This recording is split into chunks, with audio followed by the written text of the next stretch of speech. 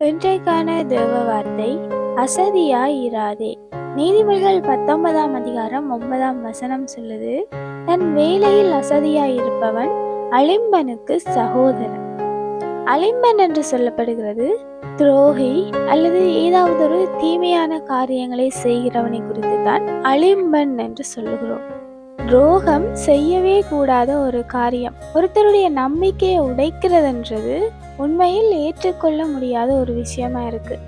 அப்படிப்பட்ட துரோகத்திற்கு ஈடா இருக்குதாம் ஒருவன் தன் வேலையில் அசதியா இருக்கும் பொழுது.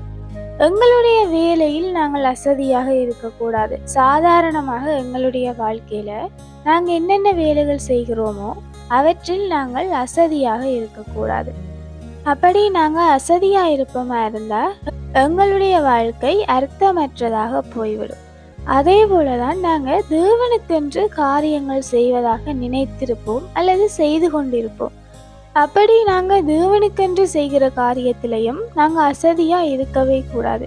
அதே நேரம் எங்களுடைய ஆவிக்குரிய வாழ்க்கையில வளர்ச்சியை ஏற்படுத்துகிறதான காரியங்கள்லையும் நாங்கள் அசதியாக இருக்கக்கூடாது. அதாவது நாங்கள் ஜெபம் பண்ணுகிறது, வேத வாசிப்புகளில் கூட நாங்கள் அசதியாக இருக்கக்கூடாது. சோம்பலின் நிமித்தமோ அல்லது ஏதாகிலும் ஒரு காரணத்தின் நிமித்தமோ அவற்றை பிற்போடுகிறது எங்களுடைய வாழ்க்கையில் நாங்கள் செய்யவே கூடாததா இருக்கிறது. சாதாரணமான வாழ்க்கை சுமைகளின் நிமித்தம் நாங்கள் தேவனுக்கென்று ஒதுக்குகிறதான நேரம் குறைவடைகிறதா இருந்தால் அதுவும் எங்களுடைய வாழ்க்கையில் அசதியாக இருக்கிறதாக அர்த்தம் கொள்ளுகிறது. நாங்கள் எந்த காரணத்தின் நிமித்தமும் தேவனுடைய வேலையிலோ தேவனுக்கென்று செய்கிறதான வேலையிலோ அவருடைய ஊழியத்திலோ அசதியாக இருக்கக்கூடாது. நாங்கள் எப்பொழுதும் கீழானவைகளை அல்ல மேலானவைகளையே நாடுகிறவர்களாக இருக்கணும். Have a nice day.